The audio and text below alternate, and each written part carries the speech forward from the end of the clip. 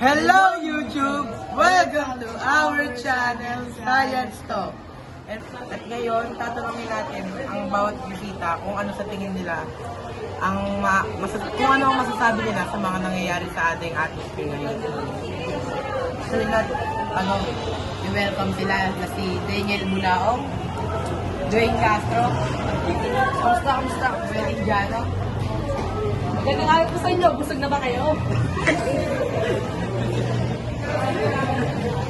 So, ayan na nga sila. Kumain na ba kayo? Wow, ayan na. Kumain na kayo. Kumain na kayo. Sarap, thank you. Ata mo. Thank you.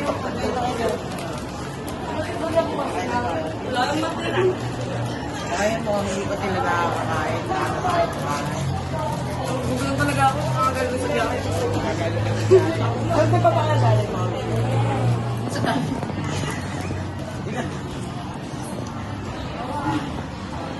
Galing na sila galing sa Bulacan nga po.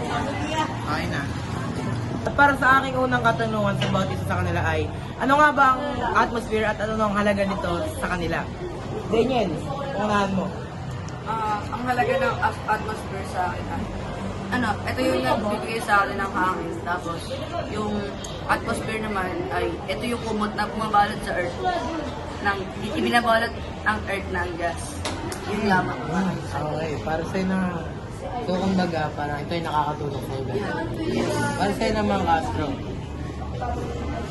Castro, ano ang halaga at ano nga ba ang atmosphere at ano ang halaga nito sa iyo? Nagbibigay ito ng ating mga hangin na nilalanghap. At nagbibigay ito ng nitrogen at oxygen. Ikaw na, para sa'yo naman, Noel.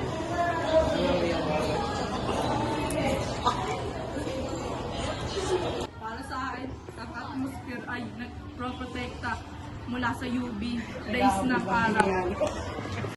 Sabi nga, Para sa aking unang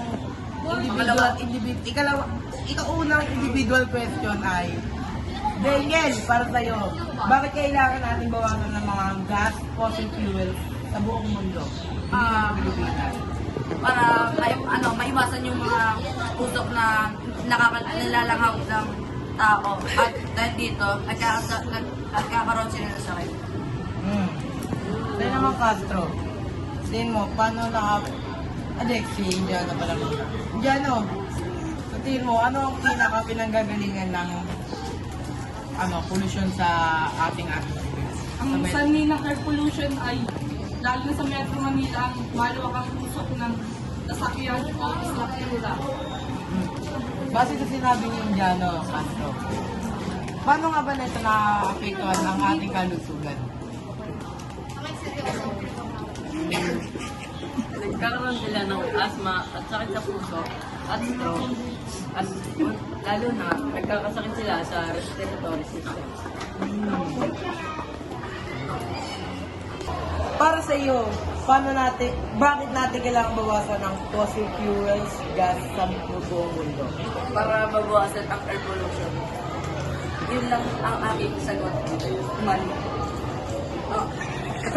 Para sa iyo, ano ang pinakapangunahing pinanggagalingan ng air pollution kagaya ng sinabi ni Daniel? Para sa akin, Magandang araw sa inyo lahat. Ako nga pala si Derek Abuna. Panibawang host ng Great Science Talk. Ngayon, kasama ko si Ako nga pala ang galing sa Science Talk din, si Mr. Ray de la Cruz. At kami magtatanong sa mga special guests. Kaya nawala ang dalawang host dahil mayroon na akong panibang ko at Errol sa nangyari palabas. Sa iyo, Daniel, mayroon akong konti katanong. Ano isang katanungan ng para sa iyo? Kung sakaling mabutas ako sa Daniel o kung sakaling mawala ito, ano ang mga posibilidad na mangyari sa aming host? Pwedeng mag-cause ng wildfire, tapos mamamatay yung mga tao dahil sa kasagutan. Magandang kasagutan ang pasok siya sa mga para sa iyo naman, Castro, bakit importante limitahan o bawasan ang paggamit ng faucet cleaner para alagaan ang atmosphere? Para mabawasan ng air pollution at hindi magkaroon ng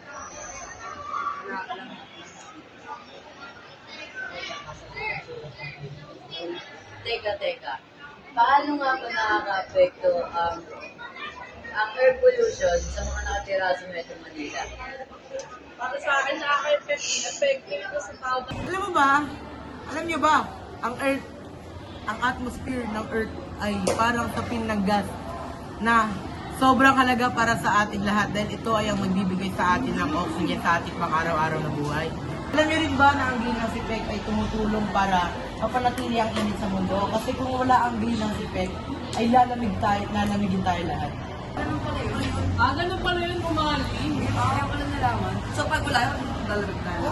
Hindi mo magiging clear parang. Hindi naman sagad, pero parang wala tayong, hindi tayo gano'ng mararating ng araw. Kumbaga, Grabe ka talaga, umali. So parang tayo makikita. kumbaga ganun na. Sa mga natanong namin kanina, natuto ba kayo tungkol sa mga sakit nito? Natuto po ako doon. Ako din. Maraming salamat dahil pumayag kayo sa pamayan namin. At muli namin pinapakilala si Daniel F. Ulaong. si 26 at si Noel Pinjano Jr. kayo. Natuto ba kayo? Maraming salamat sa pag-suporta sa aming channel. Huwag niyong kalimutan na ipindutin ng like button at subscribe button. Para sa mga ganito pang klaseng content.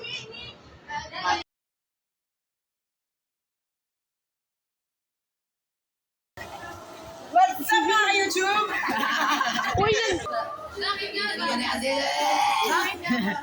Naghahabol ng hiling ko. Ganun! Ano pala yun? Grabe na panga mo.